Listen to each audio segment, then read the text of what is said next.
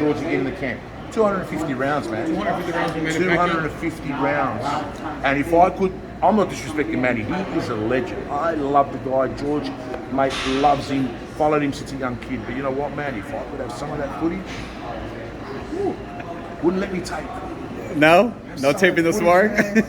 I'm telling you, I'm getting onto their people when this is all done and dusted and Manny retires and everybody's doing the thing and say, man, give me some of that footage, man. I want to watch Kambosos, you know? And no disrespect to Manny. Of course. It was brilliant. And Manny loves him. Manny loves him because you know what?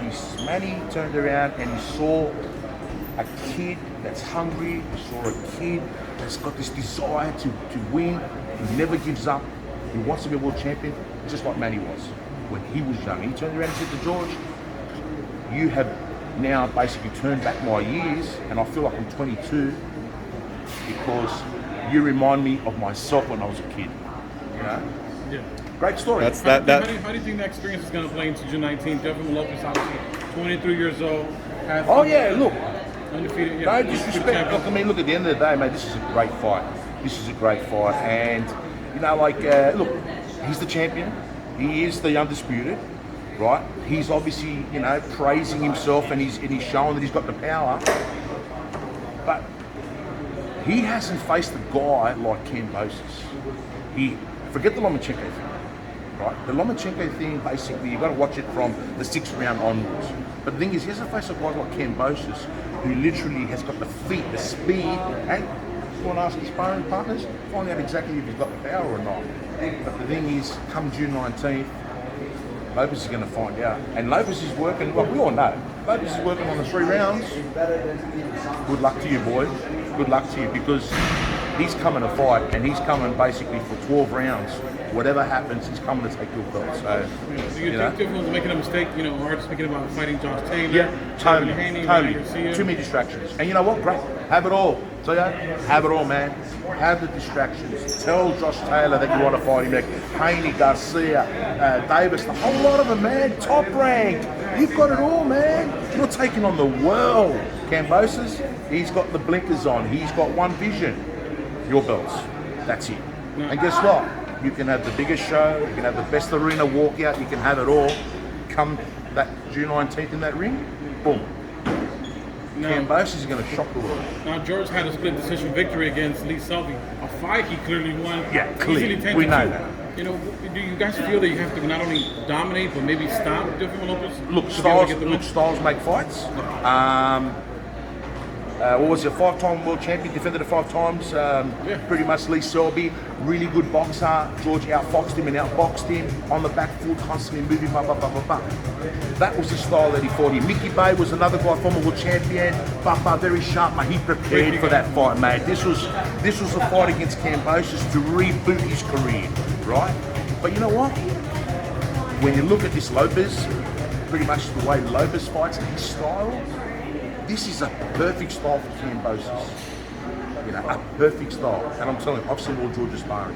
I've seen the guys he sparred. And every single guy, right, away from Manny Pacquiao, has been a world champion or a former world champion. And that is inspiring. So you take that into you as well. And pretty much the 2 former world champions, styles make fights. I think this fight makes it. Kambosos, June 19th, will be the new undisputed champion of the world and make Australian and Greek history. Never been done before. You mentioned 6th round out on the Teofimo fight. Do you see a change in that midpoint of the fight when Lomachenko was able to let go of his hands and win a few rounds in the second part of the fight? Is there anything you can take away from that matchup, especially those 6 rounds? No, I just think like Lomachenko, when he basically decided to turn it up, when Lomachenko decided to actually throw fast hands and move well, all of a sudden Teo's now, and he's getting caught. Teofimo's getting caught, you know. It showed a lot. It showed a lot of holes in his game, you know. And like I said, we can't reveal too much, but the thing is, we've seen a lot of Lopez and the mistakes he makes, and there's a lot of them. There's not one, there's probably about 6 or 7 mistakes he makes.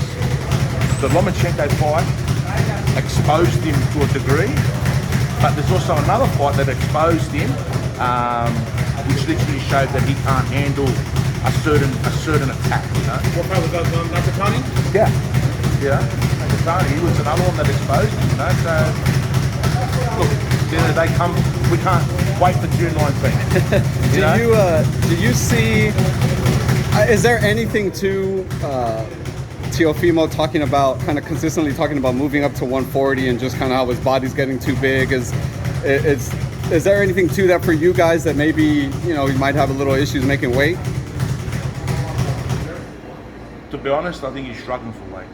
He's starting to look a little bit pale, starting to look a bit jaundiced, a little bit yellow. His eyes are starting to set further into the back of his skull.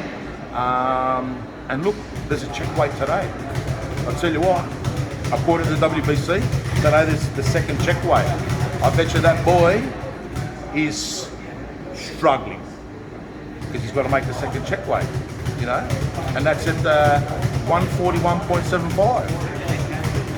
I honestly believe that Teo's walking around still, probably about 150, somewhere around there, 152.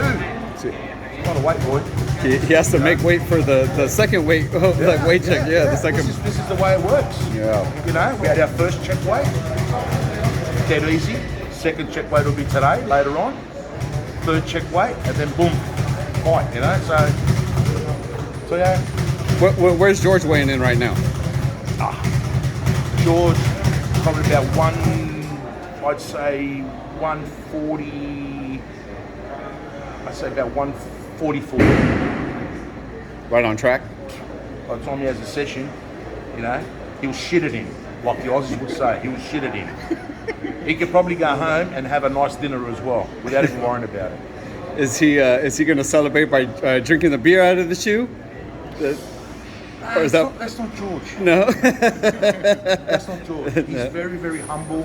He's very, very focused. He's very, very driven. And the thing is, he doesn't go out and celebrate and sort of like he doesn't like to have that fake persona. That's already been done. Everyone else has done it, right. And all of a sudden, George's going to go out there, fill up the beer and drink out of the shoe as well? No. Maybe you should try filling the glove up. Right. Start a new one. Tequila. Hey. Drink the glove with the tequila. Like that's something new. I like it. Man, you got to keep it original. I like it. That's why I like Teofimo. In that documentary, he kept it original. He said that he took Loma's heart, and all of a sudden he went, he actually reminded me of Mike Tyson. He took Loma's heart, and then he did that little Hannibal Lecter kind of feeding on the heart. Jeez, that's original, my brother. Anyway, he is the undisputed champion, so you got to give it to him.